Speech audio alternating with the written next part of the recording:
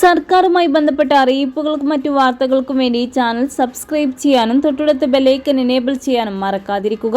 വ്യാജ ഗാർഹിക പീഡന നിയമം ദുരുപയോഗം ചെയ്യുന്നതിനെതിരെ വിമർശനവുമായി സുപ്രീം കോടതി. വ്യക്തിപരമായ പകപോക്കലിന് നിയമം ദുരുപയോഗം ചെയ്യുന്നുവെന്നും ഭർത്താവിനും ഭർത്തൃ കുടുംബങ്ങൾക്കുമെതിരെ കള്ളക്കേസുകൾ നൽകുന്നുവെന്നും കോടതി വിമർശിച്ചു.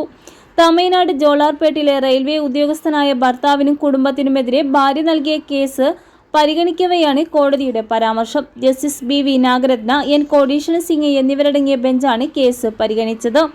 ഭാര്യയിൽ നിന്ന് വ്യാജ സ്ത്രീധന പീഡന ആരോപണം നേരിട്ട IT ജീവനക്കാരനായ അതുൽ സുഭാഷ് എന്ന 34-കാരൻ ബംഗളൂരുവിൽ കഴിഞ്ഞ ദിവസം ആത്മഹത്യ ചെയ്ത സംഭവത്തിൽ രാജ്യമൊട്ടാകെ വലിയ പ്രതിഷേധം ഉയരുന്നതിനിടെയാണ് കോടതിയുടെ പരാമർശം എന്നതും ശ്രദ്ധേയമാണ്. ഗാർഹിക പീഡന, സ്ത്രീധന പീഡന കേസുകൾ രാജ്യത്ത് വർദ്ധിക്കുന്നുണ്ട്.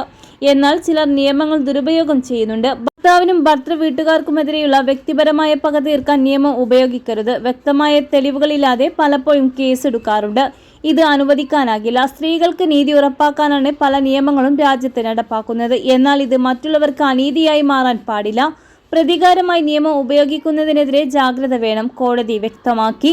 ഇത്തരം കേസുകൾ മുന്നിൽ വന്നാൽ ജുഡീഷ്യൽ റിവ്യൂ വേണമെന്നും മതിയായ തെളിവുകളില്ലെങ്കിൽ കേസ് തള്ളിക്കളയണമെന്നും കീഴ്ക്കോടതികൾക്ക് സുപ്രീം കോടതി നിർദ്ദേശം നൽകി. 2022 യുവതി നൽകിയ പരാതിയിൽ ഭർത്താവിനും ഭർത്താവിന്റെ മാതാപിതാക്കൾക്കും 3 സഹോദരിമാർക്കുമെതിരെ പോലീസ് കേസെടുത്തിരുന്നു. എന്നാൽ ബോംബെ ഹൈക്കോടതി കേസ് തള്ളി. ഇതിനെതിരെയാണ് യുവതി സുപ്രീം കോടതിയെ സമീപിച്ചത്. ഭർത്താവിനും ഭർത്തൃ വീട്ടുകാർക്കുമെതിരെ ഭാര്യ നൽകിയ ക്രൂരത, സ്ത്രീധന കേസുകൾ തള്ളിക്കൊണ്ടാണ് കോടതി നിരീക്ഷണങ്ങൾ നടത്തിയത്. കേസ് തള്ളാൻ തെലുങ്കാന ഹൈക്കോടതി വിസമ്മതിച്ചതിനെ ചോദ്യം ചെയ്താണ് ഭർത്താവും കുടുംബാംഗങ്ങളും അപ്പീൽ നൽകിയത്.